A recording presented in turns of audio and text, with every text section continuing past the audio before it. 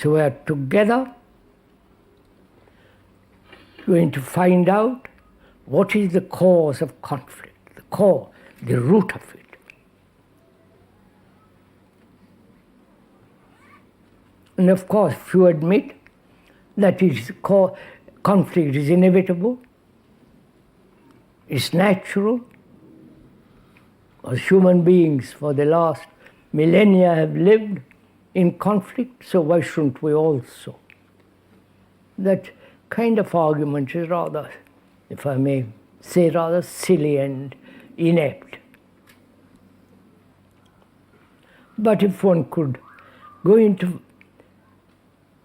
examine, perceive, have an insight into the causation of conflict, and then perhaps that will end.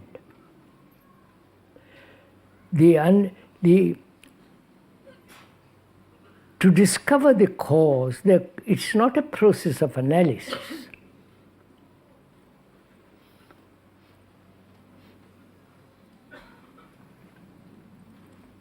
Analysis implies, doesn't it, the analyzer and the analyzed, right? The one who says, I must find the cause of this conflict, and then he begins to investigate as though it was something outside of him, then he analyzes that. Is not the analyzer the analyzed? Please go into this with a little bit, if you will. We're asking, is not the analyzer, or put it differently, is the analyzer different from that which he analyzes?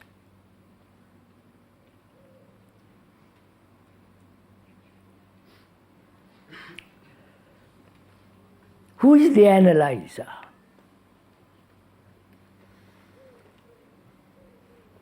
Apart from the professional psychologists, psychiatrists, and so on, in this, what we are doing now is to understand the causation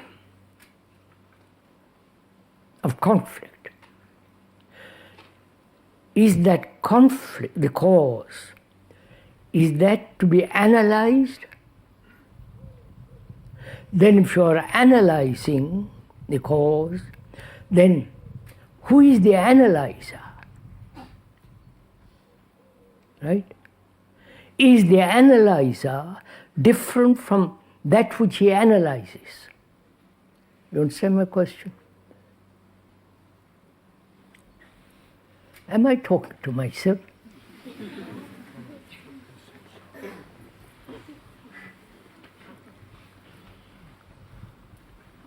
Are you really interested in all this? Yes. Please, don't encourage the speaker. He's not worth it. Are you really interested in all this? Yes. No, please. This is very serious, you understand? It's not just something for an hour. It's your life. It's your way of living, the whole question of love and tenderness, care, affection, all that's involved in this. It isn't just agreement with the speaker, which is so becomes rather absurd.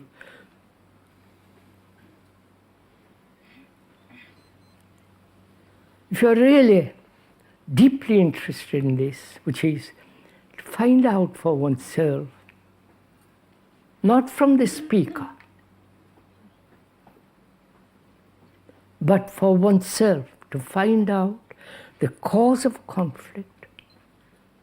And when there is the discovery of the cause, then the effect disappears. Then, because any cause can be changed.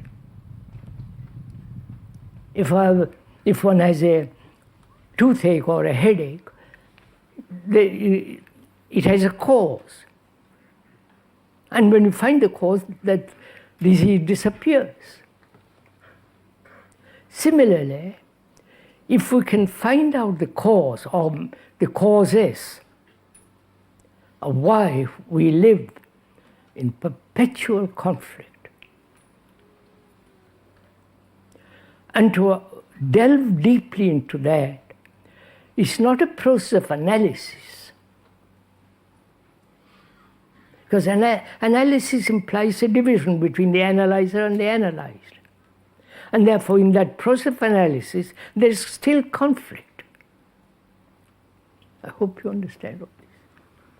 But if we could observe the fact or come upon the fact of the cause, which demands attention, care, deep urge to find out, passion to step out of this conflict, that requires energy. An analysis is a process of wastage of energy. So, is it possible to observe, clearly perceive, have an insight into the causation of conflict? If you can find out the causation, then this thing disappears altogether, the effect, which is conflict. So we are asking, is the cause thought? Thought itself.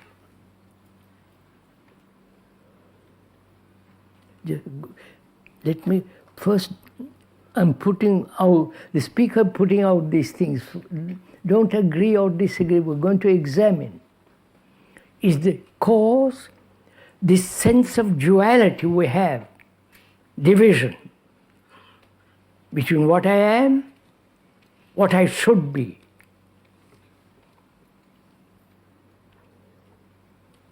The should be is a projection of thought.